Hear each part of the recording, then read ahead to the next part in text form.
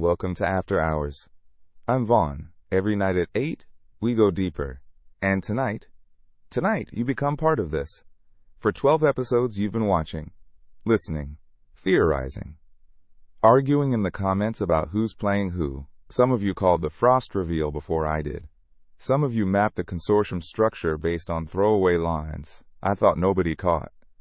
You've been building something, a network, your own network.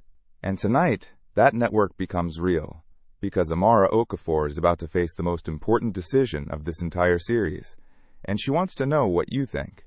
Not a gimmick, not a poll, a real fork in the road that will shape the final 3 episodes. I'll explain exactly what I mean later tonight.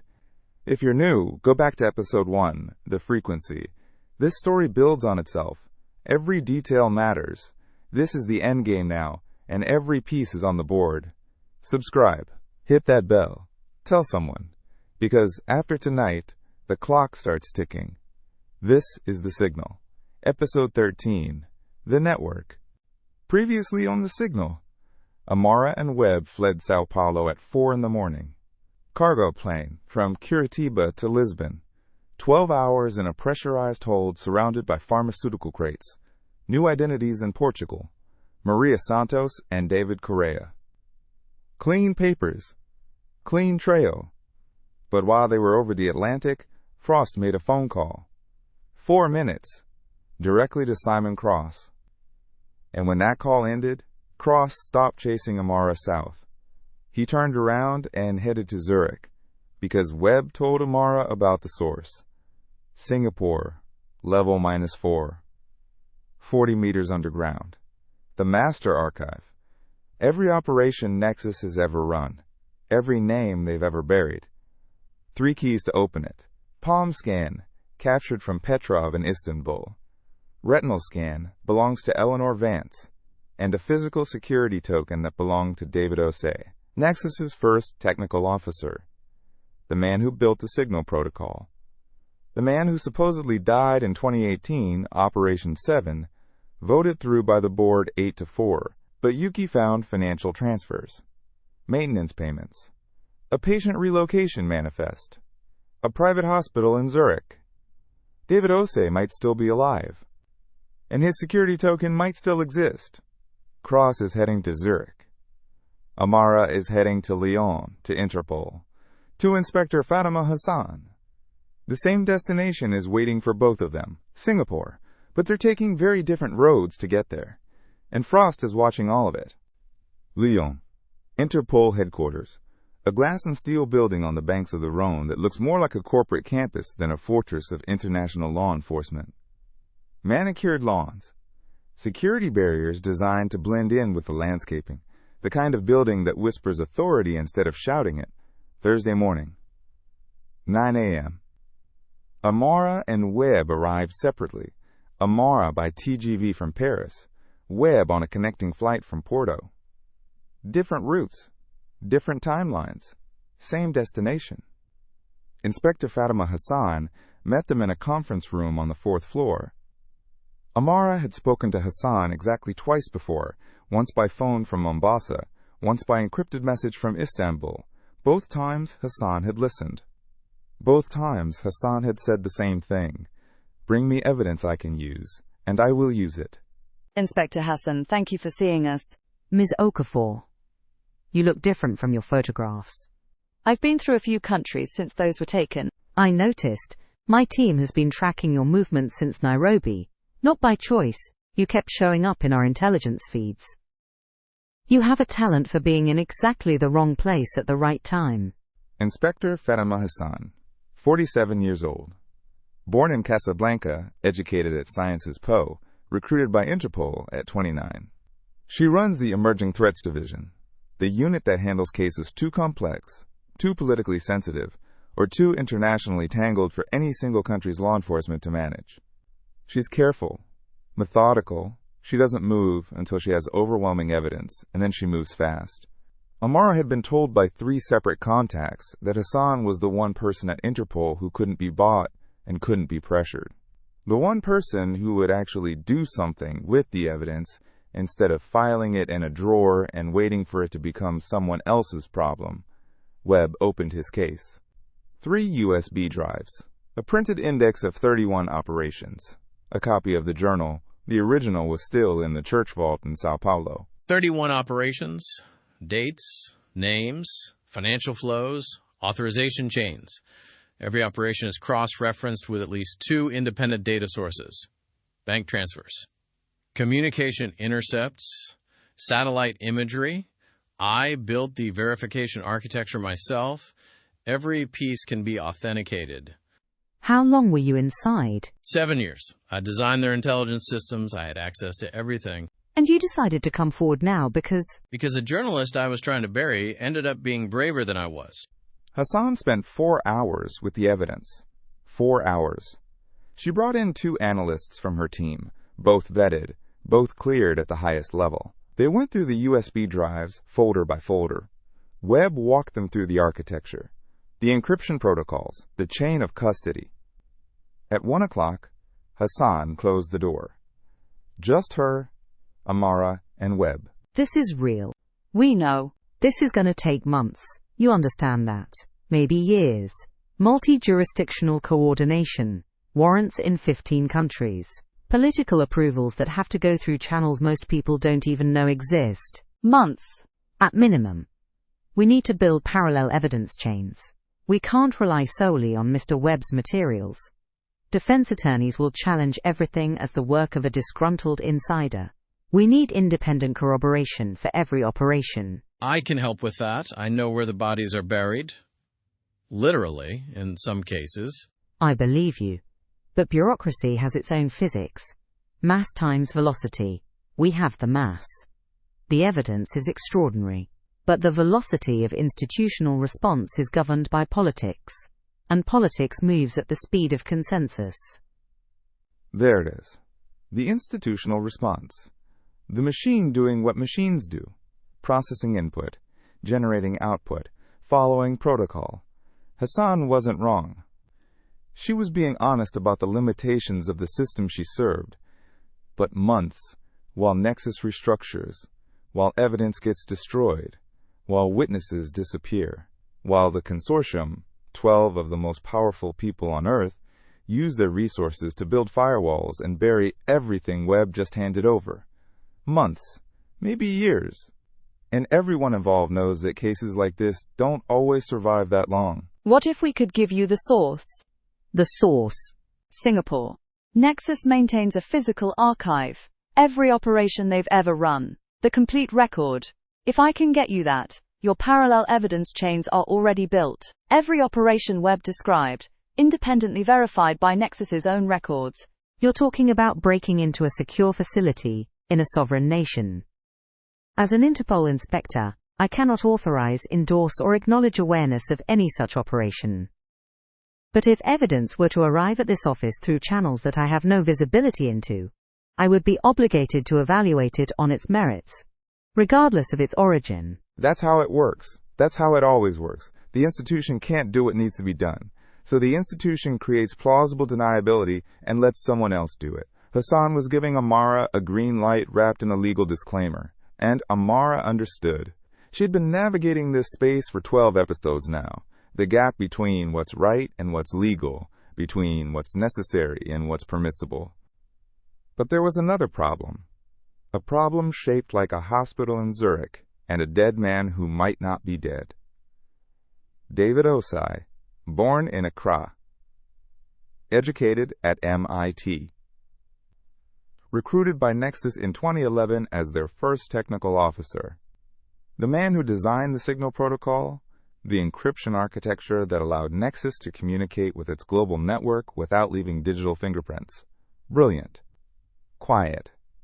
The kind of engineer who builds beautiful systems and doesn't ask enough questions about what they're being used for, until he did ask questions. In 2017, Osei started pushing back.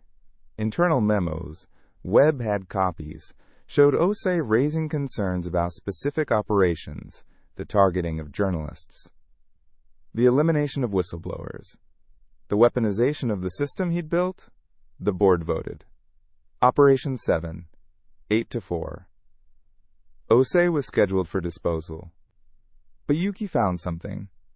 Financial transfers from a shell company linked to one of the 4 dissenting board members. Monthly payments to a private medical facility in Zurich, under a different name. For 6 years, someone on the board saved him. Someone paid to keep David Osei alive and hidden. Someone broke ranks. We need that security token. Without it, the 3-factor cipher doesn't open. We have the palm scan from Petrov. The retinal scan requires Vance, and we don't have Vance. But the token. If Osei is alive, and if he still has it, that's one key we can actually get. The retinal scan is the problem. Vance's biometrics are the second key. Without her, the vault doesn't open, even if we have the other 2. One problem at a time. First Zurich. First the token. But Cross was already in Zurich. Frost's phone call had sent him there. 4 minutes that redirected the most dangerous operative in the field to the same target Amara needed to reach. Was Frost helping? By sending Cross to Zurich, was he forcing Cross to expose himself, to reveal Nexus's interest in Osei and give Amara intelligence she could use? Or was Frost setting a trap, putting Cross in position to grab Osei and the token before Amara could get there? This is the Frost problem. Every move he makes has 2 explanations. Every action has 2 motives. The mirror from episode 11. It keeps showing both reflections, and Amara still can't tell which one is real. Yuki Tanaka. Tokyo. 3 in the morning, but Yuki didn't sleep in time zones anymore. She slept in data cycles, awake when the feeds were active, unconscious when the servers were quiet. Amara, I have movement on Cross. He landed in Zurich at 2 p.m. local, checked into the Baurolac under a diplomatic cover. He brought 1 operator. The rest stayed in Sao Paulo to manage the cleanup. Just 1 operator. Just 1, which means one of 2 things. Either he's not expecting resistance, or he's planning something that requires discretion, not force. What do we know about the hospital? Privat Clinic Sonnenberg, a private psychiatric and neurological facility in the hills above Lake Zurich. Very exclusive, very discreet. The kind of place where wealthy families send relatives they don't want the world to know about. Long-term care patients, most of them. The staff-to-patient ratio is nearly 1-to-1. And Osei? A patient admitted in January 2019 under the name Emmanuel Asante, Ghanaian national. Diagnosis: severe post-traumatic stress disorder with dissociative episodes. He's been there for 6 years. Monthly payments come through a Liechtenstein trust called Meridian Holdings. I trace the beneficial owner through 3 corporate layers. It resolves to a numbered account in Singapore that cross-references with consortium member number 4. Number 4. Who is number 4? Chen Wei? Singapore. The man who built Nexus's Asian infrastructure. The man whose building sits directly above the vault you're trying to get into. Chen Wei, the 4th name in Webb's journal, a Singaporean tech billionaire who made his fortune in data centers and cloud infrastructure. He provides the physical architecture, the servers, the facilities, the 40-meter deep vault beneath his corporate headquarters. And he was one of the 4 who voted against killing Osei. Not just voted against it. He paid to hide Osei in Zurich. He's been keeping a dead man alive for 6 years. Why? Chen Wei was always the pragmatist. He voted against Osei because Osei built the architecture. Kill the architect and you lose the institutional knowledge. Chen didn't save Osei out of mercy. He saved him because Osei is the only person alive who fully understands the signal protocol. An insurance policy. A very expensive one. If the protocol ever failed, if the system ever needed to be rebuilt, Chen wanted the one person who could do it. So Chen Wei saved David Osei as insurance. But now, Amara needs Osei for a completely different reason. The security token, the 3rd key. And Cross is in Zurich, presumably with the same objective. Get to Osei before Amara does. The question is whether Cross knows exactly where Osei is. Frost told Cross to go to Zurich. Did Frost give him the hospital name, the patient alias, or did Frost just point Cross in the general direction and let him search? There's another complication. Sonnenberg's security isn't military, but it's thorough. Biometric entry. Patient floor requires staff escort. Visitor logs are digital and backed up in real time. You can't just walk in? Then we don't walk in. They spent the rest of Thursday planning. Amara and Webb, still in Lyon, working through the problem on a secure line with Yuki in Tokyo.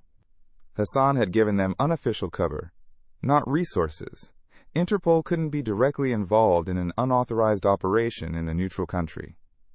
But she arranged documentation that would withstand surface-level verification.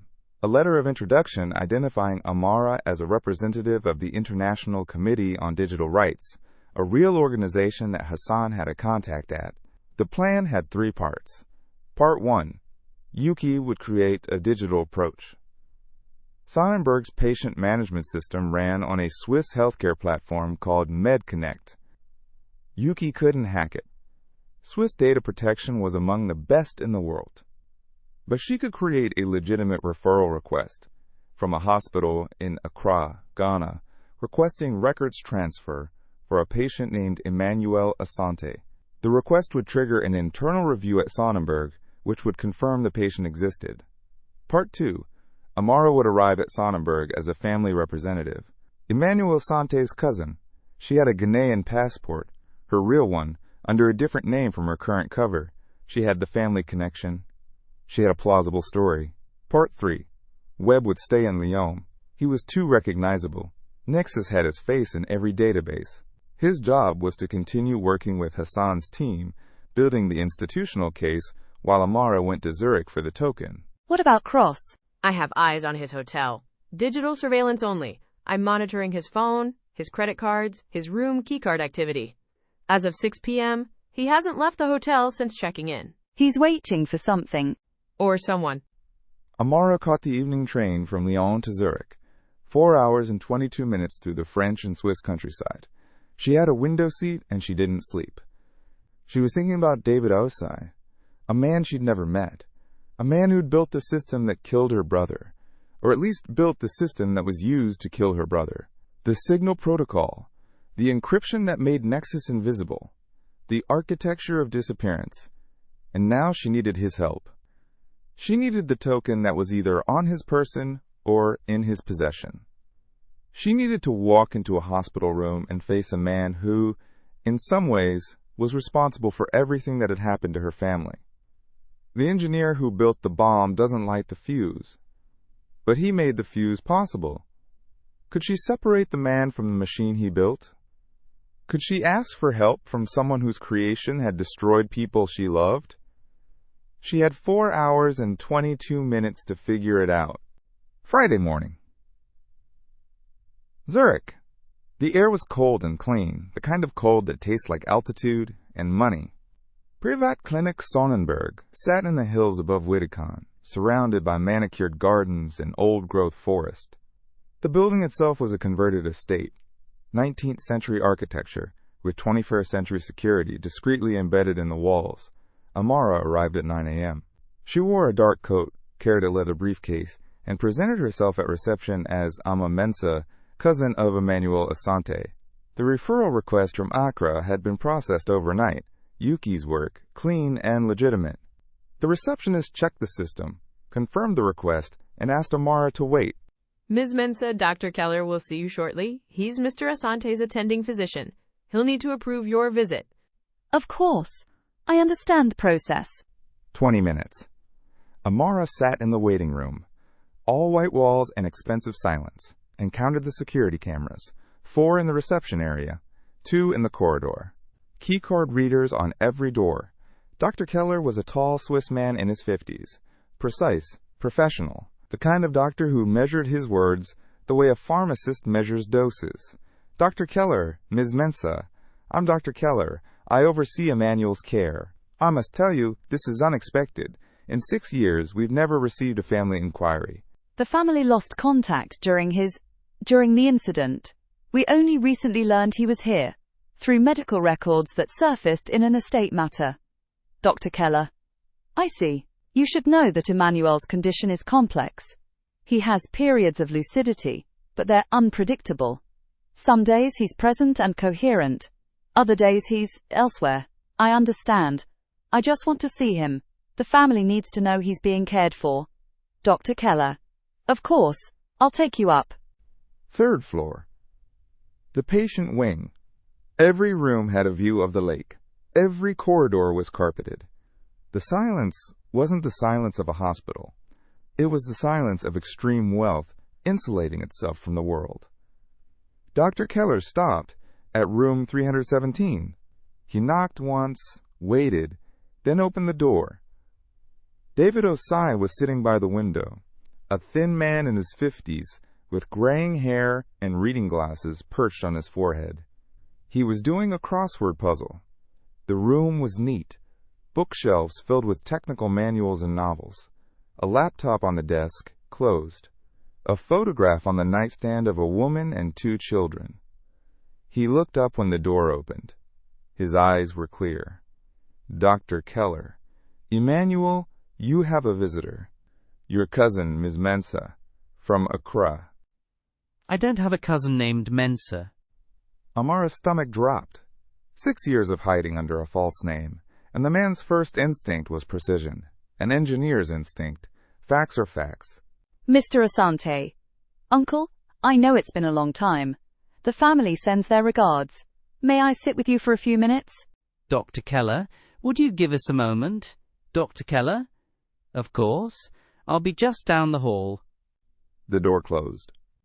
And David Osei, the man who built the signal protocol, who designed the architecture of disappearance, who was supposed to be dead, put down his crossword puzzle and looked at Amara with eyes that were absolutely, unmistakably clear. You're not my cousin. I don't have a cousin named Mensah, and I don't have family in Accra anymore. So who are you, and how did you find me? My name is Amara Okafor. I'm a journalist. My brother was Daniel Okafor. He was number 47, on a list generated by a system you built. 47. The signal protocol flagged him. Nexus classified him as a threat. He was attacked in his home. He survived, but only barely. And since then I've been tracking the people responsible across 7 countries and 4 continents. And now you're here. I'm here because you have something I need. A security token. The 3rd key to the vault in Singapore. I have the palm scan. I'm working on the retinal authorization.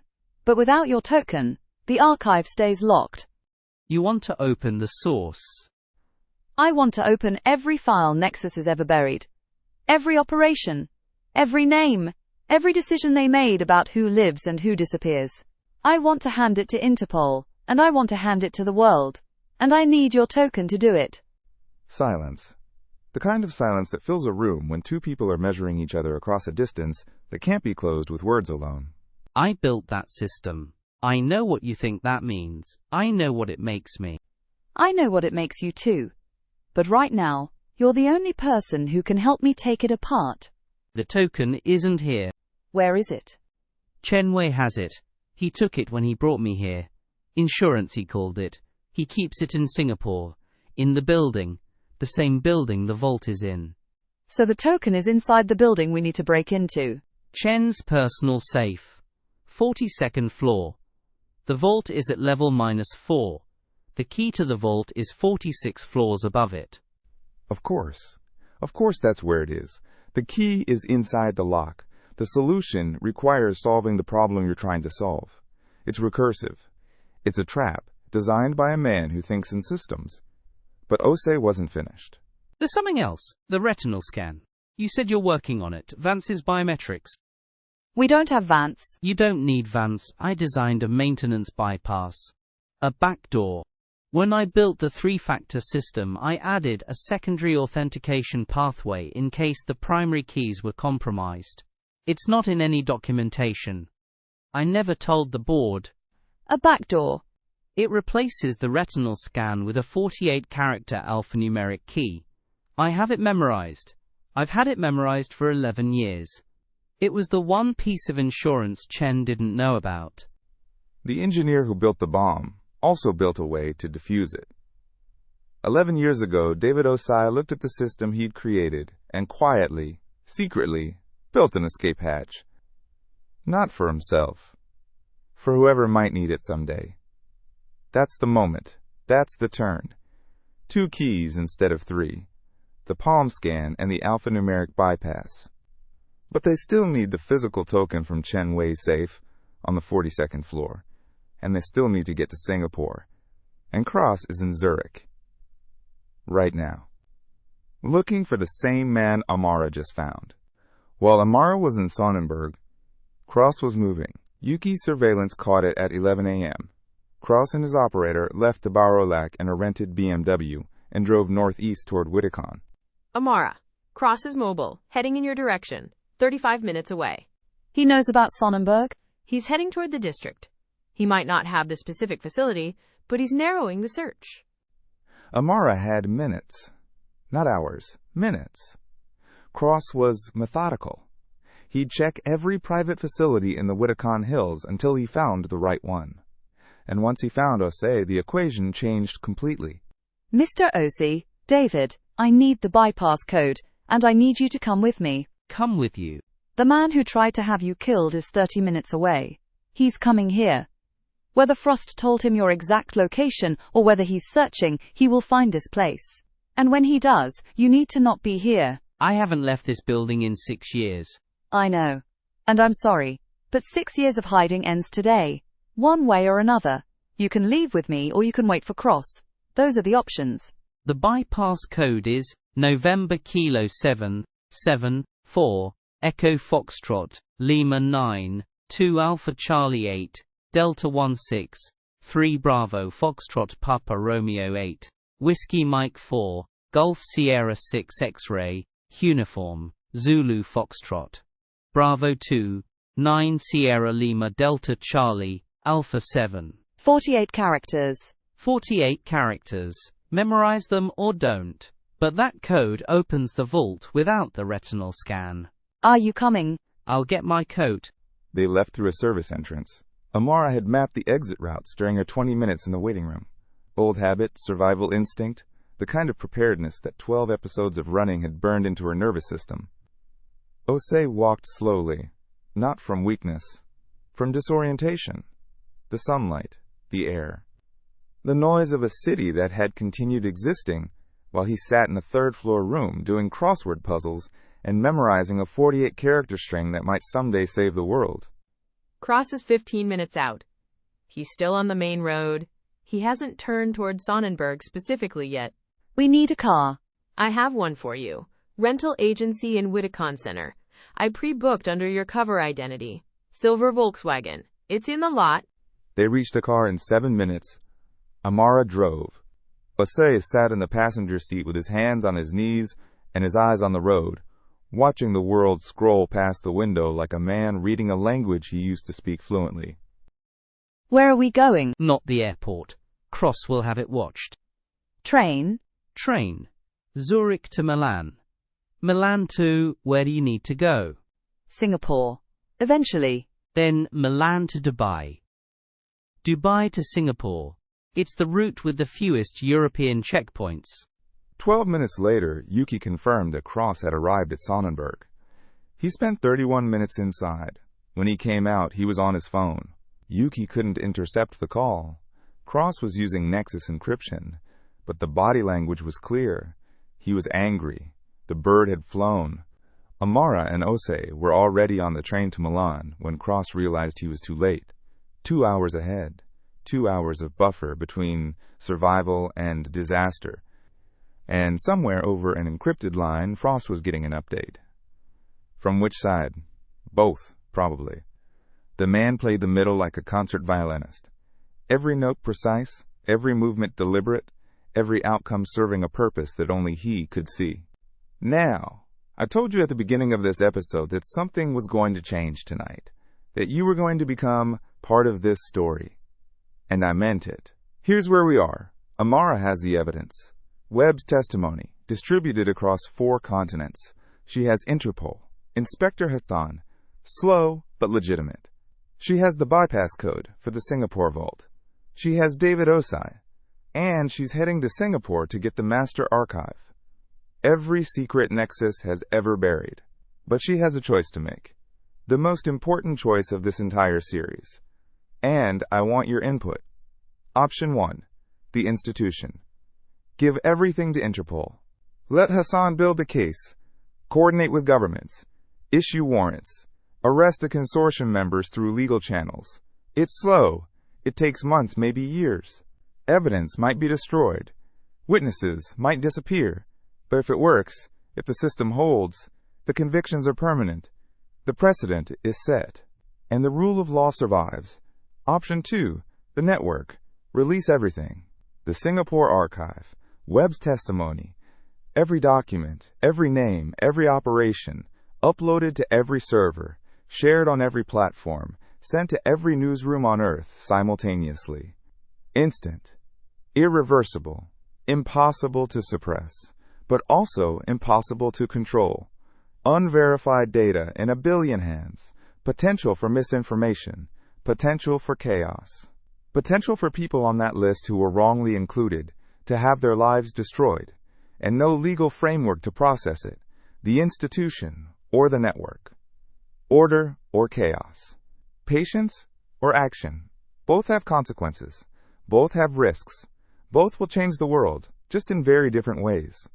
So here's what I'm asking. Drop your vote in the comments. Institution or network. Tell me which path Amara should take. Tell me why. And I'm not just asking to ask.